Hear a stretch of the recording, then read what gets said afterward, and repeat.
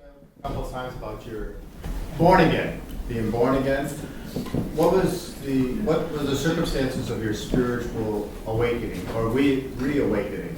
What led to that, and maybe some particulars about that? Do you mind to share that? Well, I had all sorts of personal, supernatural signs, wonders, and miracles, and God told me basically that God exists and that Jesus Christ is God, and that I ought to put some favorable evidence on the table before I should go die and go before the judgment seat of Jesus Christ, and I ought to act as a peacemaker instead of a warmonger. That's good. Very good. Very good. Nick?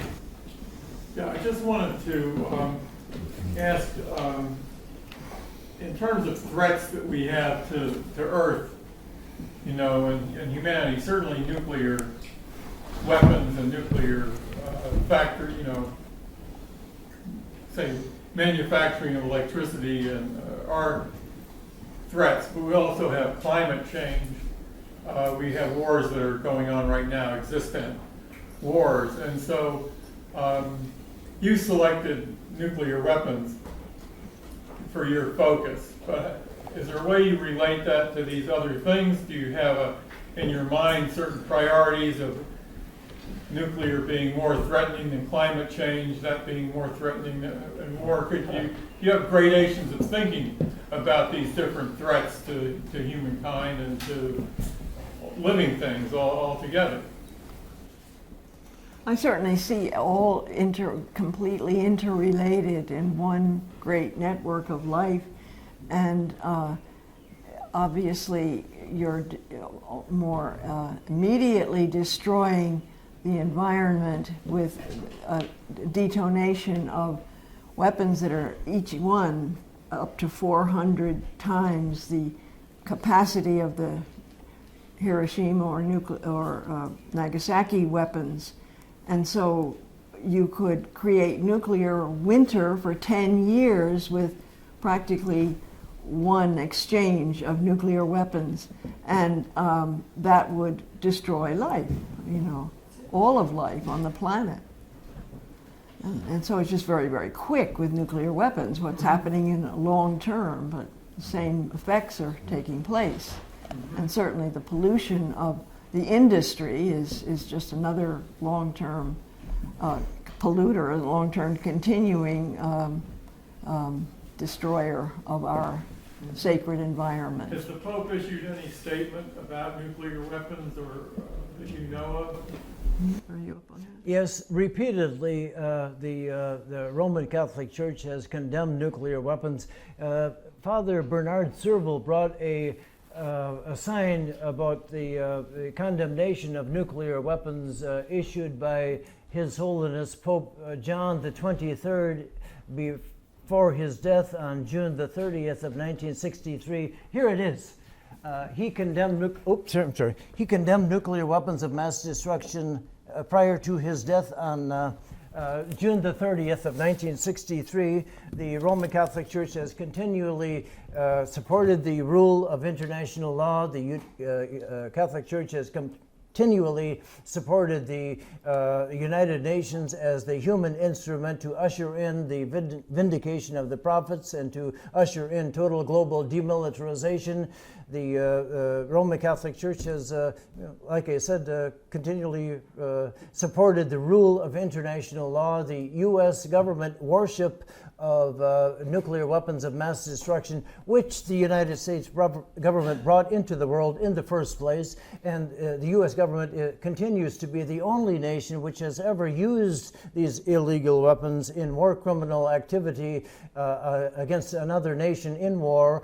Of all the nations in the world, the U.S. government brought them into the world and is the only nation that has used them illegally in the war criminal bombings of unarmed, non-combatant civilians in Hiroshima and Nagasaki.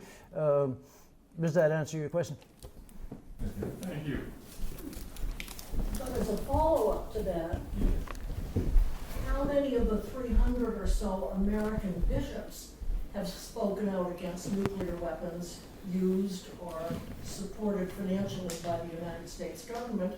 And in how many pulpits across this country have priests spoken out against nuclear weapons? Perhaps you could count them on your hand, I think. We could name them, yes. Both priests and bishops. Yeah. Excuse me, Nina. I think we could count them on a hand. One hand. Yeah. Yeah, there's one prophetical person, Jewish. His name was Albert Einstein. He said, nationalism is the childhood disease of the human race. It is the measles of mankind, and sometimes even bishops' conferences around the world are subject to the evils and the disease of nationalism.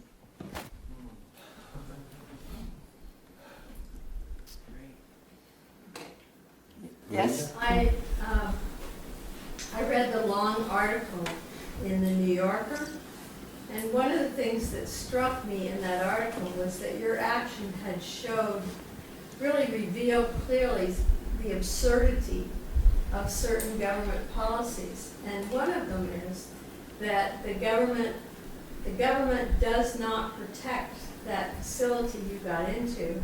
It contracts out protection. But it does send federal soldiers to protect Fort Knox.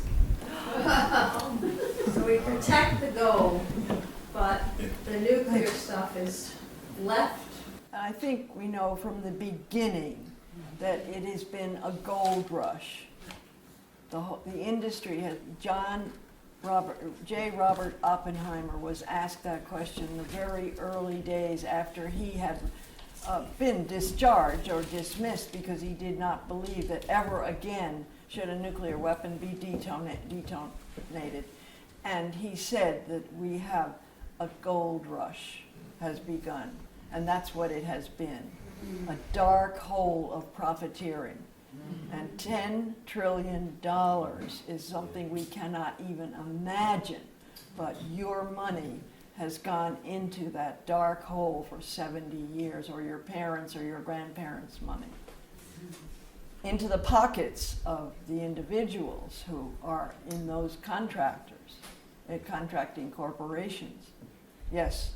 Megan, can you speak about the new generation of nuclear weapons that are about to be made and what that cost will be?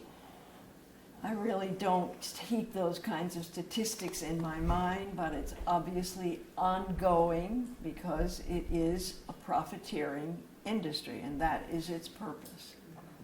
So just know that nobody has stopped it, and still we are having appropriations of $1 billion really in this 2016, $1 billion, they're saying. They're saying it's going to go on for 30 years, but they don't say that in the very year it's going to be $1 billion. I heard it'll be 1 trillion. Excuse me, I'm sorry, I meant $1 trillion, I'm sorry. Yeah, $1 trillion. In 30 years, in the next 30 But years. that's an exact, it doesn't say about the trillion imminently, where they're rebuilding the 3 facilities. Well, I don't know what's happened, no one has been closed, and that's Los Alamos. But certainly, they're just at the beginning of the amount of money that's been put into Oak Ridge Y-12. They already wasted $500 billion on a mistaken hole. Are you aware of that? No. That was announced about 2 or 3 years ago. They realized that the hole was too small for the building. And so then they were given another $1 billion to repair the... this is the truth. If you go follow they're highly, very limited publicity, but it happens. Yeah. The U.S. government signed on to the provisions of the 1968 Nuclear Non-Proliferation Treaties. They're obligated by law to take good faith efforts to eradicate the nuclear weapons of mass destruction and to stop the nuclear weapons proliferation activities. Well, even as we speak, the United States government continues its unlawful efforts to proliferate nuclear weapons and to provide the congressional funding to proliferate nuclear weapons until calendar year 2080. They're just talking to death the 1968 nuclear non-proliferation treaties, it means nothing. They're just they're conducting talkathons about it while they're continuing to this unlawful proliferation of the nuclear weapons of mass destruction, condemned by Dr. Martin Luther King in 1959, condemned by this great prophet of God, Dorothy Day, the foundress of the Catholic Worker Movement, in 1945, 1 month after the war criminal U.S. government nuclear bombings of the cities of Hiroshima and Nagasaki in Japan. Can I take this break? Can I just make, I want to just ask, Megan and Mike, would you like water? Fine, Yeah. thank you. No? I think we're probably ready to make a cut, but I'm just wondering if Michael and Megan, a lot has been said here about not only Americanism and American, but also the Catholic Church. And is there anything that you could say to especially young Catholics about the example that you are trying to set, and how can they possibly emulate the position that you have taken, even though they may not be willing to do the really difficult situation that you've gotten yourselves in? What can they do? What are some things that young people, Catholic, Protestant, atheist, agnostic, whatever particular background, but especially since you speak of a Christian Catholic background, what would you suggest to young people? I just like to comment that I don't think either, certainly I'm not setting myself up as to be emulated in any way. I just know that from the very beginning we are made by love, for love, and to try to live out why we were made and what we are made for in whatever we're doing, whether it's responding to our parents' wishes or helping to take care of our baby brothers and sisters or taking care of our own lives, whatever we're doing, to remember that we have this sacred gift of life, which is for love and from love and an expression of love. So obviously, when we begin to hear about what happened in history, at Hiroshima and Nagasaki is enough to know, and we should begin to learn at a very young age that sometimes things happen when people do things just for profit or just to win over or be for very selfish reasons. I mean, it would be a daily understanding in every classroom, you know, that we pledge allegiance to the flag and just go over those words that we say, you know. It seems very self-evident that, I mean, people learn more from what they see than what they're told and what they experience. So I don't know whether this is saying anything to what the question was. A wonderful question, but I believe in life experience as the teacher, and the life experience reveals that we are coming from love, for love, and so it's just inconceivable that we would even think about something that would destroy other people or this beautiful planet. It seems rather common sense to me, I don't know. And I think it would to children, too. Does anybody want to add to that? I'm sure you'd have much more wisdom, you mothers and grandmothers. You have the wisdom. Nice, pardon? You have the wisdom. Well, I think we all share it, yeah. We wouldn't be here tonight, would we? Yeah, backing up to the trial again. You attended that congressional hearing a few weeks after you entered Y-12, and two congressmen shook your hands and thanked you. Then your trial, at some point in the future, your trial occurred. Did the fact that the two congressmen congratulated you and thanked you for what you did arise in your trial of sabotage? Thank you. A very good question. I never even thought about it. How about you, Michael? It didn't, so that, the jury was not aware that you received. No, as a matter of fact, the jury was not permitted to hear the under oath testimony of 1968 United States Attorney General Ramsey Clark, who said under oath in the courtroom where we were tried that the United States government is in non-compliance with its lawful obligations as a signatory to the 1968 United Nations Nuclear Non-Proliferation Treaty. They were not allowed to hear that. Lou has a question. Louis, Yeah, I've been following the Marshall Island suit against 9 nuclear countries. They tried to sue the United States, but the United States, like Mike just said, was not a signature.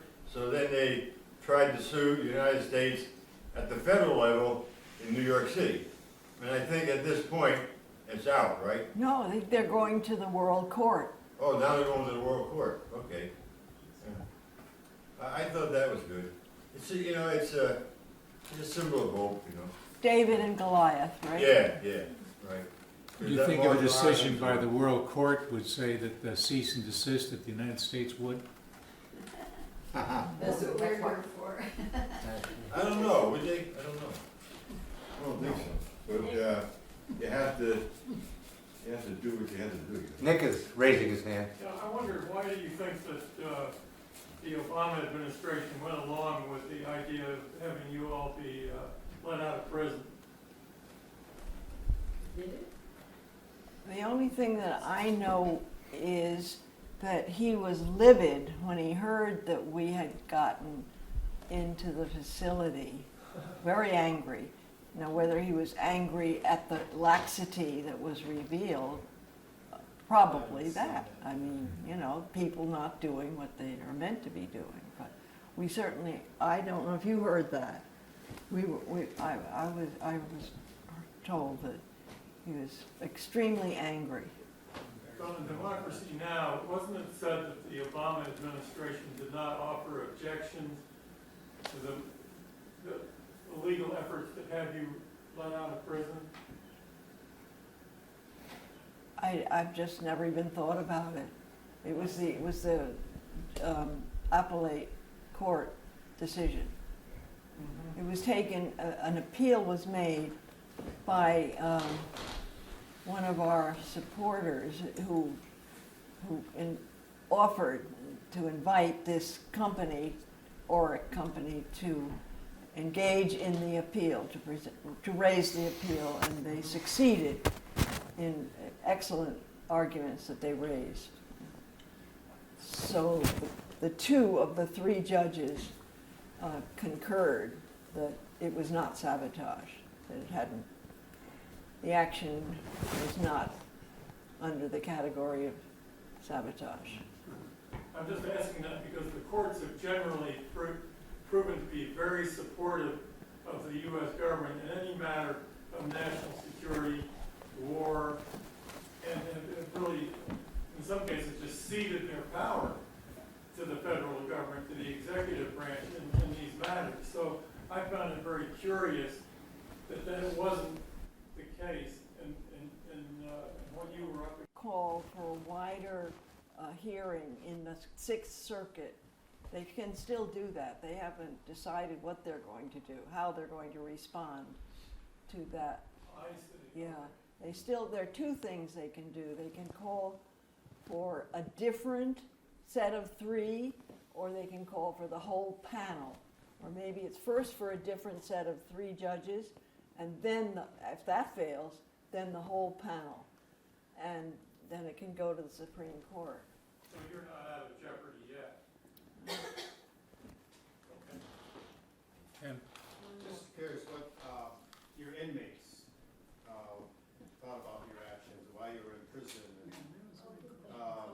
what they thought about what you shared with them and circumstances. Well, the inmates that I dealt with in Pennsylvania, Bradford, the Bureau of Prison Sites, which incarcerates 1,400 inmates at the medium security place, and then across the way, a hollering distance away, another 200 or 300 people at the prison camp. About 1,700 inmates altogether. Many of them that I approached, they saw that their own defense and security aspirations were violated by these illegal nuclear weapons of mass destruction, which endanger all of the 7 billion and more people here on Earth, including the 320 million people living in the United States. They endanger us all. They're not defending our security. They're not safeguarding our security needs or defense needs at all. They're unlawful, illegal, immoral, ungodly, and unpatriotic. And they often saw very easily that they are the fallout of the nuclear weapons industry. The most vulnerable, no jobs, broken homes, forced into drugs, very poor education for their children and themselves. The whole society of the United States, the whole social structure, socioeconomic structure is collapsing because of the profiteering of the nuclear weapons industry, which will never produce any money. I mean, it only is spending money. It's not going to ever gain money. Nobody's going to buy a nuclear bomb. And so it's just the opposite of economic success. And so they see it so clearly. Very, very few would have it would be less than 1%, I believe, And of course we had 50% who could not speak English in our unit. We had just the sampling of women. We were different we were not in a prison, we were in a detention camp, which many women across the country are a detention facility, a holding warehouse. It's not a prison, and they don't have, and these people were taken from 60 of them. That we started the unit. I was number 60 and they were 59, preceding me by 2 weeks. And they had come from Danbury, where some of them had been 20 years, college educations, good jobs. Well, not good jobs, but comparatively speaking, they were occupied all day long. And not that it was heaven on earth by any means, and then they come to this place, which was a warehouse, had nothing prepared. It's meant to be holding people for court. Sentencing or trials. But there are people there 4 years now because there's no room for them in prison. And the women are, of course, the last straw, All 1,200 were removed from Danbury so men could move into Danbury. And the women were plopped across the country in these detention facilities and some few spaces in the few women's prisons. So it's a disaster, and even President Obama and Eric Holder both said it's a botched prison system and it's a botched court system. They can't handle it. Go ahead. Yeah, I've heard often in my life that the nuclear weapons were the backbone of the United States military. That's the propaganda. Well, I think in one sense that might be true because that's what they use. They use the nuclear weapons to control the world. And they do. For example, it said in that article in New Yorker that if the United States gave up its nuclear weapons, then it would frighten Korea and another country who depend on the United States for security.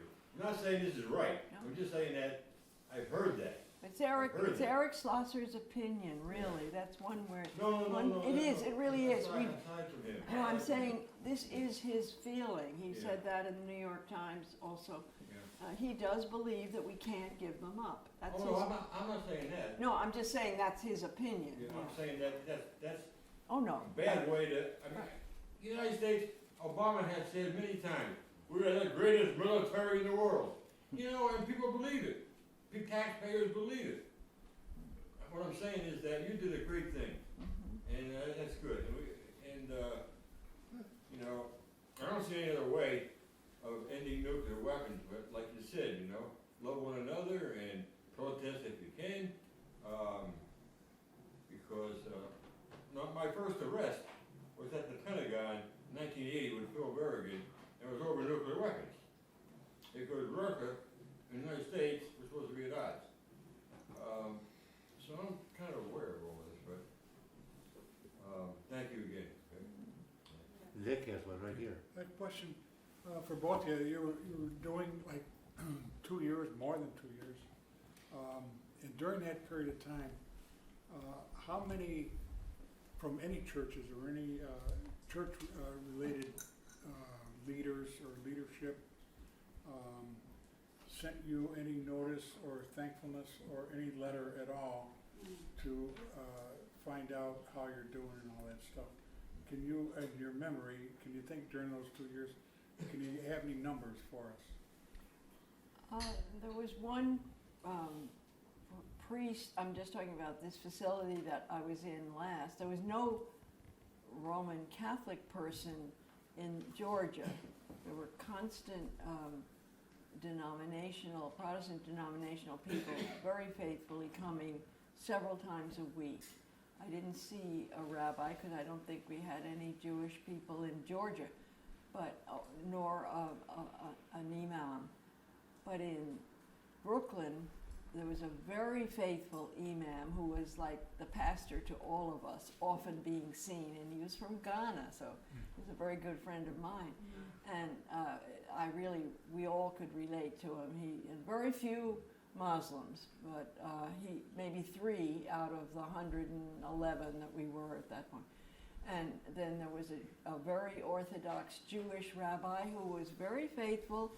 In fact, he was like the head person for a while when the Protestant denominational top chaplain was away for several months. I mean, he took the responsibility. There was one Catholic priest who goes to several prisons, including the 3,000 in the building that I was in this Brooklyn detention center. So you saw him once a month rush in and rush out with a mass that finished very quickly. And sometimes it wasn't once a month. Sometimes it was once in 2 months. But then there were some women who came very faithfully every Sunday morning, early, like 7:30 or 8, and they had gospel groups. We had our own little liturgy of the 5 Roman Catholics. One was Martin Luther King's first cousin, and she had been educated by our sisters in Pasadena. Wow. Father was an orthopedic surgeon, wonderful woman, and very, still. But there were 5 of us, one from Samoa, a lovely Samoan woman. And anyway, we were very few Roman Catholics. But does that answer your question? No, I meant the idea, that's good, that part of it. Yeah. But I was asking for either of you, did you get any correspondence? Correspondence Sure. and letters? I mean, Tom Gumbleton, of course, and George Kuhn was my special person. But he's a little bit compromised in his health right now. I mean, many of the New York people know George Kuhn, and he just lives on 29th Street now. But he's rather frail. George Q? Yes, Kuhn. Has he written Tell books? us We've about- known him for years. He's a great friend of the Catholic worker. Any of the bishops from around the country? One bishop was there the first Easter Sunday, and he shook our hands and blessed us outside. The Bishop of Brooklyn came once, a year ago, right after we arrived. DiMarcio. Well, I didn't get any letters of appreciation or support from any Roman Catholic bishops, but I had hundreds of appreciative letters of support from around the world, including with people of goodwill, not necessarily Christian, within the United States, supporting our efforts on behalf of the rule of international law. And this one Roman Catholic priest, Father Bernard Serval, repeatedly visited me. There he is.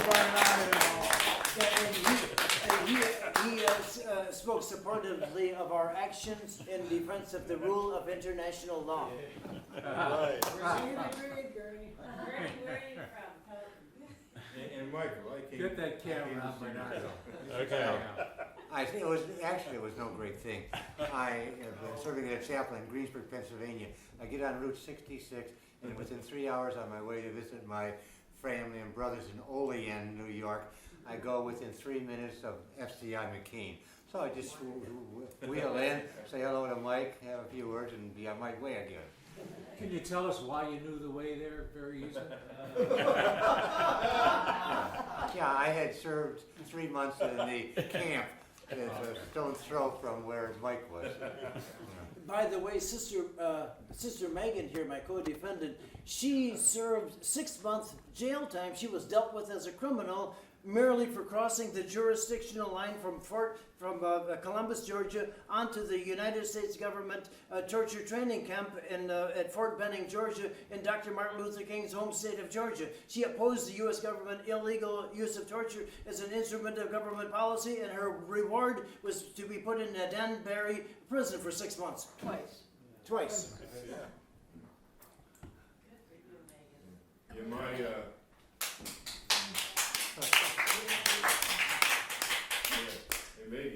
hey, Megan, my comadre, has been disappeared, in Peru 25 years ago. I'm the godfather for 4 children. But that was SOA. That was SOA. So thank you. I think Pope Francis, I don't know how to put this. Several years ago, they started investigating the nuns in the United States for not, what's the terminology? Towing the line. Huh? Towing the line. Towing the line, I guess. Pope didn't say that, but basically that's what it was. But I know that while you were in prison, that the Pope exonerated the U.S. nuns. Is that? I think that's correct. I'm paraphrasing. Well, it wasn't, it was Benedict actually. Benedict engaged in started the that, process, right? and I think Pope Francis pulled the plug. Yeah, he on it. found that we're all doing our job, I think, like himself. And he did this with the full knowledge that you were in jail. Is that correct? I Well, know. Gee, I wish, like everything, that these men and women, Catholic clergy, would bury the hatchet and get along with one another. Sister Megan and I get along just fine. Thank you.